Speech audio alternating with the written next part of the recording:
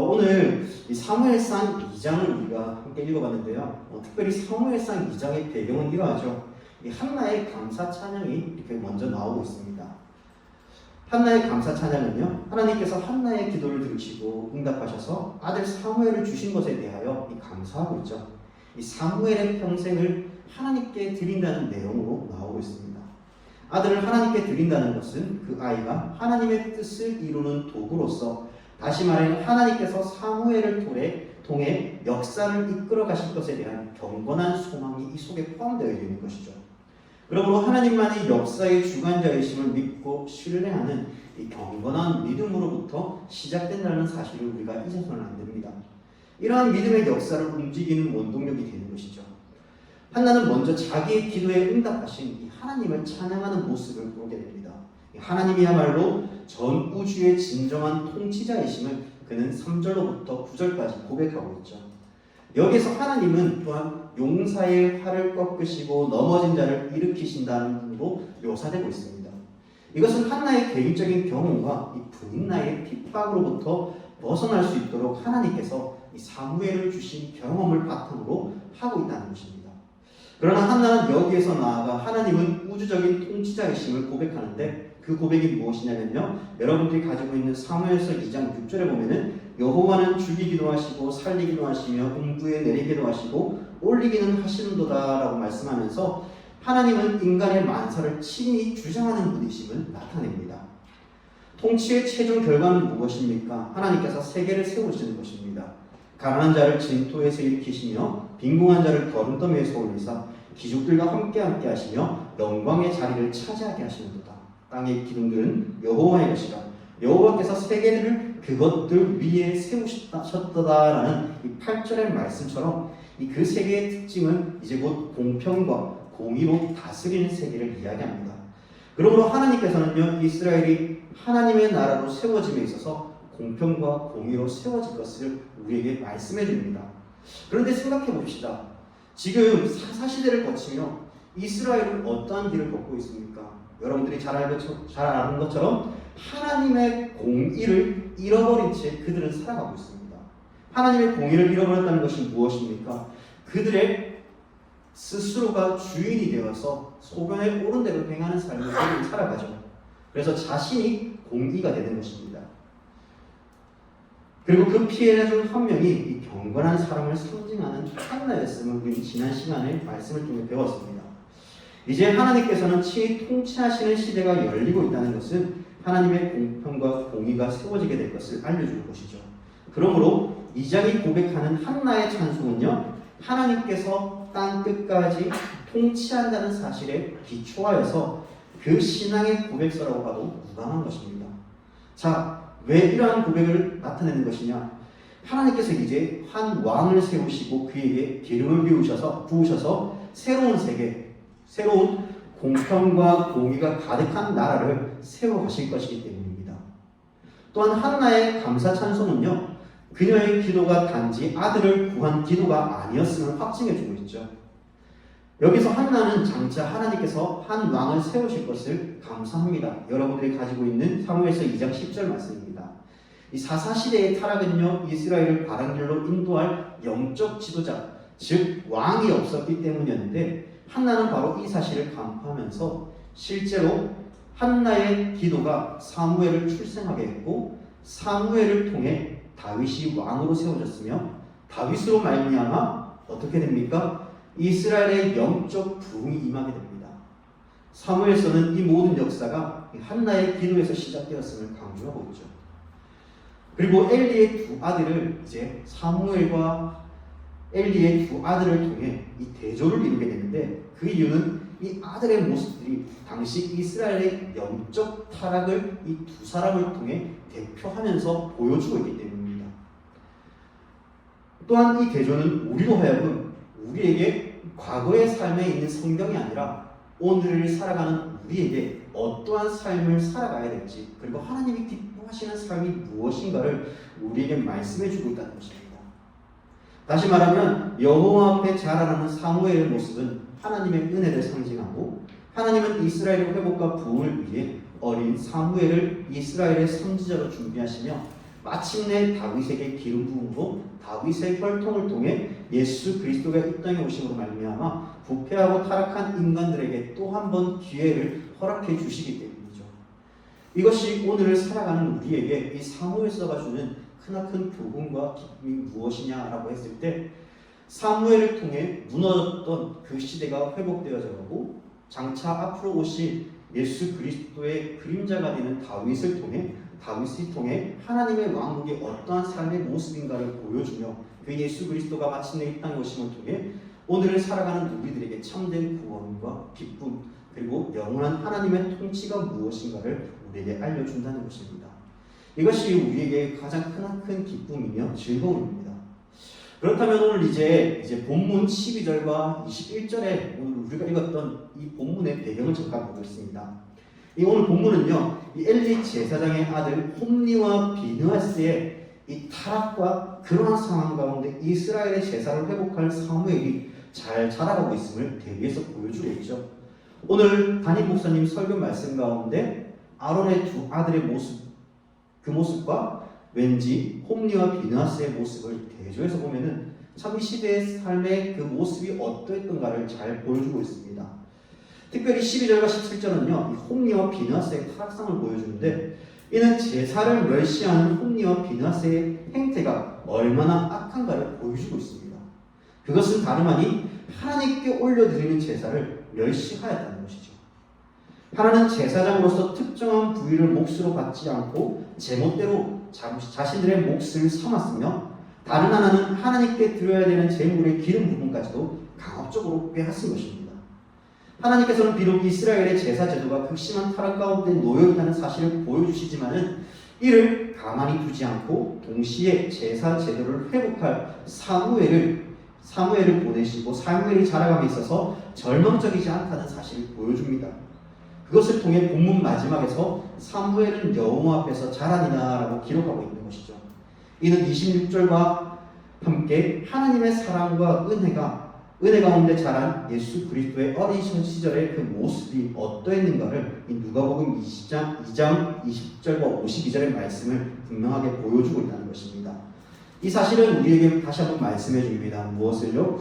비록 환난 가운데, 고난 가운데 그런 영적인 은혜들이 꺼져가는 그 순간에도 하나님은 당신의 백성들을 잊지 아니하시고 사랑하는 당신의 백성을 또 다른 누군가를 보내셔서 회복해 하신다는 사실을 말이죠.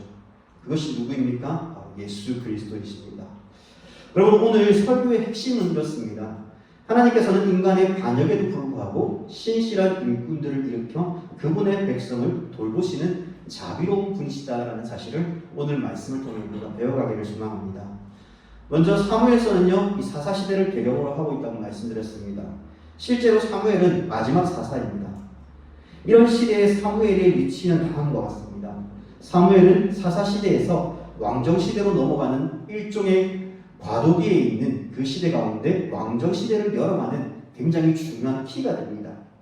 사사시대의 몰락과 함께 이 새로운 왕정시대를 열어가기 위해 그 왕에게 기름을 부어야 되는 그 연결고리로 사무엘이 역사의 전면에 등장한 것입니다. 사실 사사기의 역사는요, 이 하나님의 심판대로라면 진작에 종말을 보했어야 됩니다. 생각해 보세요. 하나님의 뜻에 불순종하고 자신의 소견대로 옳게 살아가는 그들의 모습이 지금 지난날의 모습 가운데 어떠했습니까? 하나님께서는 그들을 심판하셨습니다. 심지어 하나님의 백성들을 괴롭히는 자들을 멸하기도 하셨습니다. 그럼에도 불구하고 하나님께서는 하나님의 심판대로라면 진작에 멸망시켜야 될 그들을 하나님께서는 오히려 그들을 통해서 새로운 길을 개척해 가시죠. 무엇입니까? 사사시대의 문을 닫으시고 새로운 왕정시대를 열어감을 통해서 하나님의 그 통치와 그 은혜가 무엇인가를 보여준다는 것이죠. 우리는 보통 이스라엘 백성이요, 주변 나라에서처럼 왕을 요구했기 때문에 왕정시대를 연 것처럼 알고 있지만은, 그러나 신명기를 보면 하나님이 훨씬 이전에 이미 이러한 경우를 대비해 놓으셨다는 사실을 우리가 신명기 17장 14절 말씀을 통해 알 수 있습니다. 제가 읽어드리겠습니다. 내가 내 하나님 여호와께서 내게 주시는 땅에 이르러 그 땅을 차지하고 거주할 땅에 만일 우리도 우리 주위의 모든 민족들 같이 우리 위에 왕을 세워야겠다는 생각이 나거든. 이렇게 말씀하셨습니다. 무엇입니까? 이미 하나님께서는 신명기를 통해 이 왕정 시대를 열어갈 준비를 하고 계셨다는 것입니다. 가나안 땅에 들어가기도 전에 하나님의 백성들은 그런 요구가 있을 것을 예상하셨습니다. 전지전능하신 하나님께서 미리 내다보신 것이죠. 자, 그렇다면은 이러한 사사 시대가 하나님에 의해서 종결되어지고 왕정 시대가 열려질 때 끊어질 듯한 위기의 역사를 하나님의 언약으로 이어갈 수 있도록 한 사람을 준비하십니다. 그 한 사람이 누구입니까? 오늘 말씀에 나오는 사무엘입니다. 한 여인의 애통한 심정과 고통, 통곡의 기도를 통해서 하나님의 역사 가운데 사무엘을 준비하신 것이죠. 그렇게 해서 사무엘은 역사의 정면에 등장합니다. 그런데 이 사무엘이 성장하는 과정을 왜 이렇게 엘리의 두 아들과 대조적으로 우리에게 말씀해주며 우리에게 무엇을 전하고자 하는가가 오늘 말씀의 핵심입니다. 자, 사무엘상 2장 12절 말씀을 우리 한번 다 같이 보겠습니다. 사무엘상 2장 12절 말씀 다 같이 읽어보겠습니다. 시작. 엘리의 아들들은 행실이 나빠 여호와를 알지 못하더라. 여러분, 오늘 이 말씀의 핵심 키입니다. 엘리의 아들들은요, 행실이 나빠서 여호와를 알지 못했다고 합니다. 어떤 행실이었기에 나쁘다고 표현했습니까? 이 성경 기자가 그 다음에 일부러 아주 구체적인 행실을 기록해 놓습니다. 무엇인가 한번 볼까요? 레위기를 보면요, 이 제사법이 나오게 됩니다. 이 제사가 지낼 때마다 제물을 어떻게 제해야 되는가를 우리는 레위기를 통해 볼 수 있습니다. 그런데 엘리의 두 아들들이 이 제사장 계열로서 그 제사를 섬기는 과정에서 어떠한 행악을 저질렀는가를 13절에서 보여주죠. 13절입니다. 그 제사장들이 백성에게 행하는 관습은 이러하니 곧 어떤 사람이 제사를 들고 그 고기를 삶을 때에 제사장의 사관들의 손에 새 살 갈고리를 가지고 와서, 말씀에 보면요, 무엇이라고 이야기하고 있습니까? 이 관습이라고 이야기합니다. 관습. 이 관습이라는 표현은요, 다시 말하면 이 일이 굉장히 지속적이고 반복적이고 오래되었다는 것을 보여주고 있습니다. 그런데 14절과 14절, 17절까지의 말씀을 보면 이렇게 이야기합니다. 그것으로 냄비에나 솥에나 큰 솥에나 가마에 찔러 넣어 갈고리에 걸려 나오는 것은 제사장이 자기 것으로 가지되 실로에서 그곳에 온 모든 이스라엘 사람에게 이같이 할 뿐 아니라 기름을 태우기 전에도 제사장의 사원이 와서 제사 드리는 사람에게 이르기를 제사장의 구워드릴 고기를 내라. 그가 내게 삶은 고기를 원하지 아니하고 날 것을 원하신다 하다가 그 사람이 이르기를 반드시 먼저 기름을 태운 후에 내 마음에 원하는 대로 가지라 하면 그가 말하기를 아니라 지금 내게 내라. 그렇지 아니하면 내가 억지로 빼앗으리라 하였으니 이 소년들의 죄가 여호와 앞에 심히 크면 그들이 여호와의 제사를 멸시함이었더라라고 이야기합니다. 사무엘상에서 이 두 소년에 대해서 어떻게 규정하고 있습니까? 행실이 나빴다라고 이야기합니다. 여호와를 알지 못했다고 합니다. 그런데 행실이 나쁘고 여호와를 알지 못한 결과가 어떻게 드러났다고 또 성경은 이야기하고 있죠? 바로 여호와의 제사를 멸시하였다는 것입니다. 사랑하는 여러분, 우리는 주일마다요, 이 레위기의 말씀을 듣고 있습니다. 그런데 레위기의 제사법의 순서를 보면요, 다음과 같은 순서로 진행되죠. 먼저 평신도가 제물을 가져오면 제사장들이 먼저 가장 좋은 부위에 기름을 하나님께 드리고 태운 후에 나머지 부분을 아론 계열의 제사장 직책을 가진 자들이 취하도록 되어 있습니다. 그런데 이 홈리와 비느하스는요, 기름진 것을 하나님 앞에 드리기도 전에 자기들이 먼저 취했다는 것이죠. 그러니까 하나님보다 자기들이 먼저 예배를 받은 겁니다. 그것을 그들이 여호와의 제사를 멸시하였다라고 표현한 것입니다. 하나님을 알지 못하는 무지가 이러한 결과를 초래한 것입니다. 우리가 주일날 예배를 드리고 하나님의 말씀을 읽고 듣고 선고하는 이유가 무엇입니까? 여러 가지 의미가 있지만요, 그중 한 가지를 들라고 한다면요, 말씀을 통해 우리가 하나님을 알아가는 것입니다. 말씀을 통해 하나님을 알아가고 우리가 하나님을 어떻게 사랑해야 되는지 하나님의 백성으로서의 그 백성다움의 삶이 무엇인가를 말씀을 통해 깨닫고 상고하며 그 상대로 실천하며 나가는 것이 바로 말씀을 통해 우리가 받는 유익이죠. 물론 그 말씀을 통해서 위로와 참된 평안과 기쁨도 누리며 살아갑니다. 하지만 중요한 핵심은요, 하나님을 어떻게 우리가 경배하며 살아가야 되는지, 우리가 하나님의 영광을 위해서 어떻게 살아가야 되는지에 대해서 우리가 알아야 된다는 것이죠. 그 지표가 이 말씀을 듣고 회개하며 돌이키며 다시금 하나님의 말씀 속에 거하는 삶을 살아내고 통해서 하나님께 영광 돌리는 것입니다. 그런데 말씀이 우리 안에 없을 때 어떤 일들이 일어납니까? 그 말씀을 내 마음대로 판단하고 오늘 저 말씀이 혹시 죄송합니다 나를 치는 그러한 설교가 아닌가라고 생각합니다. 그 하나님의 말씀이 오히려 나에게 이러한 책망과 교훈을 통해서 나로 하여금 돌아가서게끔 하고 하나님의 영광을 위해 달려가게끔 하는데 오히려 그 말씀이 오늘 나를 친다라고 생각하면서 목사님의 설교에 대해서 비판하고 또한 하나님의 말씀을 하나님의 말씀으로 먹는 것이 아니라 사람의 말로 받는 순간 우리는 그런 무지함에 빠지는 순간 하나님의 영광이 아니라 나의 영광을 위해 달려가는 것이며 하나님의 기쁨이 되기보다 나의 기쁨, 나의 소견대로 오르는 그 삶을 살아가게 된다는 것이죠. 여기서 핵심은 무엇입니까? 하나님의 말씀에 청종하며 하나님의 말씀이 무엇인가를 우리는 정확히 알고 깨달아야 된다는 것입니다. 그러한 점에서 저는 여러분들에게 간절히 소망하는 것은요, 될 수 있으면 토요일날 여러분 리더 모임에 다 들어가셔가지고 같이 함께 말씀을 나누고 은혜를 주시는 그러한 시간들을 여러분들이 가졌으면 좋겠습니다. 자, 중요한 것은 무엇입니까? 하나님을 제대로 알아야 된다는 것입니다. 하나님의 말씀 안에 거하는 삶으로 돌아가야 됩니다. 혹여나 우리 가운데 정말 죄송스럽지만 우리 청년들 가운데 하나님의 말씀을 잃어버린 채 혹시 살아가고 있습니까? 내 소견에 오른 대로 살아가고 있습니까? 이것은 저의 말이 아니라요, 김두엽 목사의 말이 아니라 하나님의 말씀이 그렇게 이야기하는 것입니다. 하나님의 말씀을 알고 상고하며 읽고 그 말씀을 듣고 실천하고 하나님이 누구신가를 알아야 되는 것입니다. 그래야 할 때 비로소 우리는 하나님의 그 놀라운 은혜와 그 기쁨을 우리는 누리면서 살아갈 수 있다는 것이죠.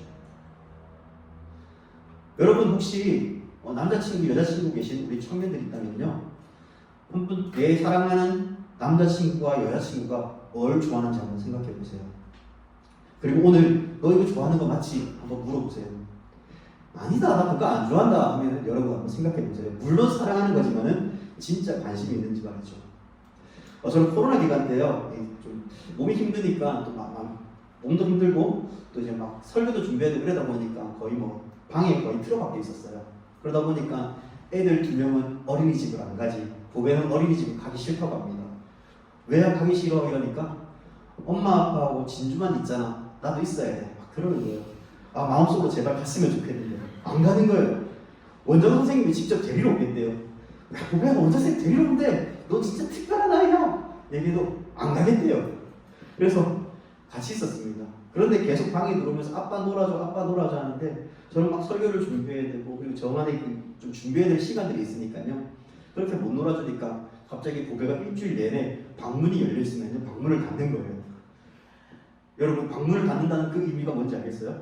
아빠는 아빠 방에 있어, 나오지 마. 그러면서 이 대화의 단절이 일어났습니다. 그래서 보배한테 이 얘기를 했어요. 보배야, 아빠 방에 문을 왜 닫아? 라고 얘기하니까 아빠는 바쁘잖아, 아빠 이거 해 저거 해 이러는 거예요. 그래서 그래, 보배가 아빠를 생각해 주는구나 라고 처음에는 생각했었습니다. 여자의 마음은 갈대이죠. 자, 어쨌든 그 보배가 이야기하면서 이제 보배와 이야기를 하려고 하는데 보배가 자꾸 이제 피하는 거예요. 그러는 순간 제가 뭔가 잘못했구나 생각하면서 이 보배에게 다가가서 이야기를 하고 또 보배와 대화를 나누며 놀아줍니다. 그제서야 보배가 좀 기분이 어저께 풀렸어요. 어저께 풀려가지고 이제 제 옆에서 자고 이제 그렇게 이야기를 시간을 보내면서 오늘 약속을 했습니다. 예배 끝나고 난 후에 다이소 가기로. 네, 아직까지 어린아이들의 마음은 다이소 하나로 충분합니다. 자, 제가 이야기하는 게 뭐냐면요, 이 보배가, 제가 또 보배를 사랑한다고 얘기하지만 보배의 진짜 마음을 몰랐던 거예요. 자, 그러면 어떤 일이 생깁니까? 보배가 마음에 상처를 받았어요.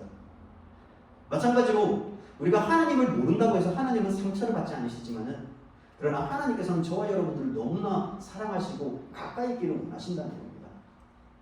그런 가까이 있기를 원하시는 하나님 앞에 우리의 마음을 갖고 우리의 생각에 옳은 대로 살아간다면 어떨까요? 그것은 하나님을 기쁘시게 하는 것이 아니라 나를 기쁘게 하는 것입니다.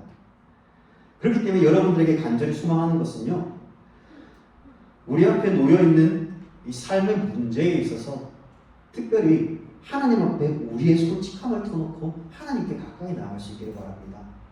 무엇보다도 이 예배 속에서 여러분들이 진정한 기쁨과 하나님이 누구신가에 대한 그런 궁금증으로 여러분 가득 차 있을 수 있기를 바랍니다. 그러면 그럴수록 하나님과 가까워지는 시간이며 그 하나님께서 우리에게 얼마나 크나큰 은혜들을 주셨는지, 우리를 얼마나 사랑하시는지 다시 한번 깨닫게 되는 시간일 것입니다. 이번 일주일 동안 있으면서요, 저는 여러분들에게 좀 너무 죄송스러웠습니다. 오늘 고등부 설교하는 것도 마찬가지고 제 마음속에 울분이 차올랐습니다. 뭐냐면요, 이전에는 설교를 준비하면 이렇게 살아야지라는 그러한 반성과 그러한 각오로 한 주를 보냈는데요, 어느 순간 보니까요, 설교만 하고 있고 제가 그렇게 살지 않는 제 자신을 봅니다. 오늘 설교를 준비하면서도요, 오늘 설교를 하면서도 내내 마음에 불편함이 생겼고, 여러분들에게 이러한 이야기를 나누면서 함께 고백하면서 우리가 함께 혹시 그러한 삶을 살아가고 있지는 않는가를 돌아보자는 것이죠. 말씀을 듣고 아멘으로 끝나는 것이 아니라 그 말씀 그대로 살아내려고 실천하는 저와 여러분들이 되었으면 좋겠습니다. 그러한 삶을 통해서 하나님이 진정 기뻐하시는 삶이 무엇인지, 내가 이렇게 한 주 살아냈을 때 하나님이 얼마나 기뻐하실까를 한번 고민해보는 시간이 되었으면 좋겠습니다. 여러분 가운데 혹시 만약 나 혼자만 잘 믿고 신앙생활 잘하면 되지라고 생각하는 분들이 있으십니까? 물론 그런 분들이 없을 겁니다. 혹시 이렇게 생각한다면 큰 오산입니다. 왜냐하면 그 판단 기준이 처음에는 말씀에 비추다가 결국 자기 상황론리에 빠져서 이 정도만 하면 충분하지, 이 정도만 하면 충분히 나의 신앙생활은 잘하는 거야, 이러한 생각에 사로잡히는 순간요, 사탄의 올가미에 잡혀 더욱더 깊은 침체기에 빠지며 결국 신앙을 잃어버리게 될 것입니다. 이 말이 믿겨지지가 않는다고요? 여러분 사무엘상 2장 22절의 말씀을 봅시다. 엘리가 매우 늙었더니 그의 아들들이 온 이스라엘에게 행한 모든 일과 해망문에서 수종드는 여인들과 동친하였음을 듣고, 여러분 이 말이 가지는 의미가 무엇입니까? 거룩을 지켜야 될 그 제사장의 아들들이 거룩함을 고사하고 음욕에 빠져 회막에서 그 여인들과 동침하였다고 성경은 증언하고 있습니다. 이 동침이라는 뜻을 가지는 단어는요, 이 히브리어로 이 샤칼라브라고 합니다. 이 뜻은요, 좋은 의미로 사용되지 않습니다. 뭐냐면 이러한 의미로 사용되어집니다. 영적인 간음, 다시 말해 종교적 간음을 이야기하고 있다는 것입니다. 그들은 엘리 제사장의 아들이며 제사장 가문으로서 하나님께 제사하며 영광 돌려야 될 그들이 거룩하기보다 음란과 하나님 알기를 멀리한 자들이라고 이야기합니다. 놀라지 않을 수가 없습니다. 게다가 그들의 음행은 한두 번이 아니라 지속적이고 반복적으로 이루어졌다는 겁니다. 게다가 이제는 그 아버지의 말도 듣지 않습니다. 23절과 24절 말씀 우리 한번 다 같이 한번 읽어볼까요? 23절과 24절입니다. 다시 한번 시작. 그들에게 이르되 너희가 어찌하여 이런 일을 하느냐? 내가 너희의 악행을 이 모든 백성에게 듣노라. 내 아들들아 그리하지 말라. 내게 들리는 소문이 좋지 아니하니라. 너희가 여호와의 백성으로 범죄하게 하는도다. 여러분 이것이 엘리 제사장의 한 훈계입니다. 이제는 아버지의 훈계가 들리지 않는 시점에 이르렀습니다. 그들이 그 훈계를 듣고 멈췄을까요? 아니요, 그렇지 않았습니다. 그들은 지속적이고 반복적으로 죄를 짓습니다. 이것이 하나님을 알지 못한 자들의 모습인 것입니다. 혹여나 우리 가운데 이러한 모습을 가지고 살아가고 있지는 않는가를 돌아보시기 바랍니다. 음욕과 거리가 멀더라도 하나님에 대해 알고자 하여도 이 세상의 가치와 기준을 더 높이며 하나님보다 더 사랑하는 것, 이 또한 하나님을 더 사랑하는 것이기 때문에 어찌 보면 우상을 섬기는 것과 같습니다. 세상의 가치와 기준을 더 사랑할 것이며 이로 인해 우리는 우리의 안에 연약함을 하나님보다 세상을 더 사랑하고 이 세상의 가치와 기준이 내 삶의 기준이 되어 그때의 왕이 없음으로와 같이 그러한 인생을 우리 또한 살아가게 될 것입니다. 말씀을 정리하도록 하겠습니다. 그렇게 하나님께서는 이 시점에 이 엘리의 두 아들의 죄악을 보게 하였다면 이 사무엘을 등장시키고 선명하고 분명하게 대조하여 그러면 우리는 어떻게 살아가야 될지에 대해서 말씀해 줍니다. 우리 18절과 19절 말씀을 다 같이 한번 읽어보겠습니다. 시작. 사무엘은 어렸을 때 세마포의 옷을 입고 여호와 앞에 섬겼더라. 그의 어머니가 매년 드리는 제사를 드리러 그의 남편과 함께 올라갈 때마다 작은 겉옷을 지어다가 그에게 주었더니, 여러분 엘리의 두 아들들은요 이 내리막을 향해 점점 망하는 길로 내려가는 반면 사무엘은 자꾸 올라가고 있습니다. 그것이 어디에서 그 표현들이 나타나 있을까요? 바로 세마포 에봇을 입은 것입니다. 세마포 에봇은요 이 제사장이 입는 옷이지만은 이것은 하나님의 말씀을 학습하거나 가르치는 숙련자들에게도 이 옷을 입힌다라고 이야기합니다. 다시 말해 사무엘은요 어릴 때부터 하나님의 말씀을 듣고 읽고 배우고 전하는데 철저히 훈련받으며 성장했다는 것입니다. 그리고 21절 하반절은 우리에게 사무엘의 삶의 모습을 통해 누가복음 5장 2장 52절에서 나타난 이 예수님의 그림자를 보게 됩니다. 무엇입니까? 아이 사무엘은 여호와 앞에서 자라니라. 무엇입니까? 하나님을 가까이 하고 말씀을 배우고 훈련하며 하나님의 말씀에 순종하는 삶입니다. 예배에 있어서도 일주일에 그냥 한 번만 예배하는 것이 아니라 주일 예배나 청년부 예배만 의존하지 않고 매일의 삶 가운데 하나님을 가까이 하면서 매일 하나님의 말씀을 읽고 묵상하면서 그러한 삶이 여러분과 저와 삶은 그 가운데 나타나셔야 되는 것입니다. 이것이 하나님을 가까이 하는 삶입니다. 사랑하는 여러분, 오늘 저는 여러분들에게 한 주간 동안 여러분들의 삶 가운데 있어서 간절히 소망하는 것은요, 물론 주일날 설교 말씀이 여러분들의 그 메인 핵심이 되어야 될 겁니다. 하지만 저는 서브로 여러분들에게 이야기한다면요, 이 한 주간 동안 하나님의 말씀을 더욱 가까이 하는 삶을 살아낼 수 있기를 바랍니다. 특별히 내가 하나님의 말씀을 읽고 묵상하고 또 기도하면서 하나님과 가까이 하는 그러한 삶을 통해 이번 한 주간도 하나님과 동행하는 그러한 기쁨의 삶이 여러분들 삶 가운데 나타나기를 주님의 이름으로 간절히 부탁드립니다.